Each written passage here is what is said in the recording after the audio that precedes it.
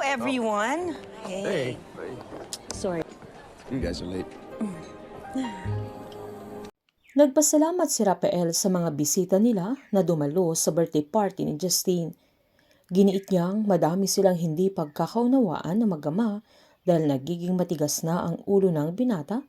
Napabiro niyang tinanong kung kanino nagmana si Justine na agad namang sinaad ni Eleazar na baka sa kanya kaya nagtawanan silang lahat. Sinaad ni Rafael na pwedeng sa Tito Eleazar niya nagmana dahil wala siyang maalala na pasaway siya noong college na agad namang nag-agree si Jaime at giniit niyang hindi siya nagsisi na siya ang nagpalaki kay Rafael pero hindi niya masasabi na naging madali ang pagpapalaki niya sa kanya na yun dapat ang pamamaraang pagpapalaki ni Rafael kay Justine. Giniit naman ni Rafael na walang perpektong ama pero gagawin niya lahat para sa pamilya niya. Habang binasa naman ni Mang Estong yung sulat ni Moy kung saan nagpasalamat pa rin siya sa pagkukop nila sa kanya dahil kahit hindi nila kaano-ano ay binigyan siya ng bahay na matitirahan at pinakain din siya, pinalaki at sila ang naging pamilya niya kaya lumaki siyang may ate at tatay.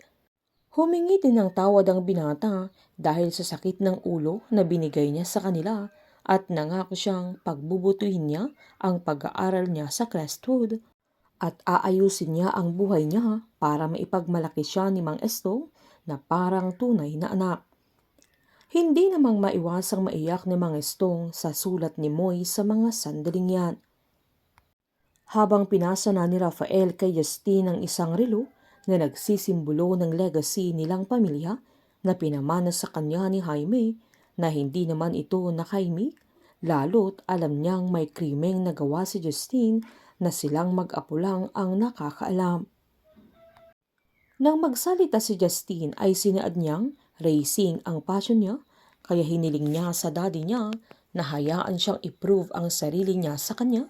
Pero nang tingnan niya ang lolo Jaime niya ay naalala niya ang pagsampal nito sa kanya dahil sa kasalanan niya kaya nangako siya sa daddy niya na magiging proud ito sa kanya pagdating ng araw.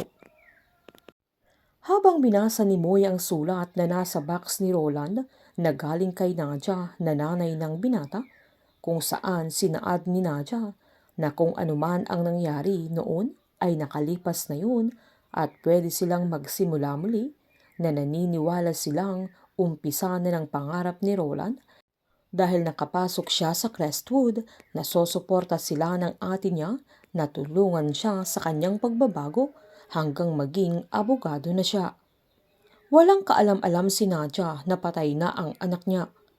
Bago mamatay si Roland ay pinatong niya yung box niya sa tapat ng bed niya na yun ang naging higaan na ni Moy.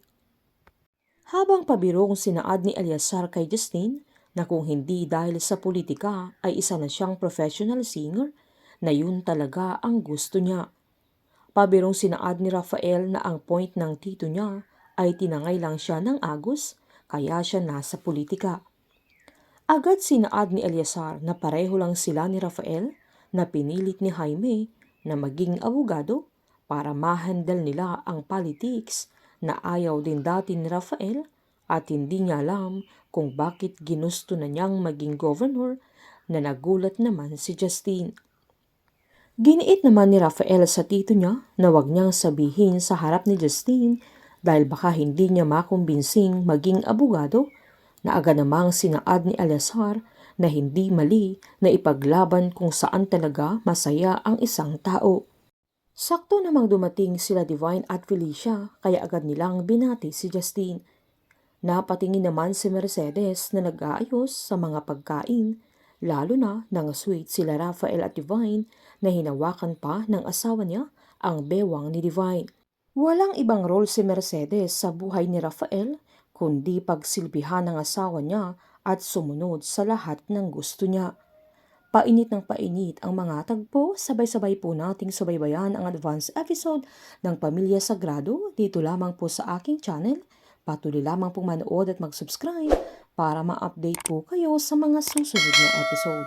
Marami pong salamat.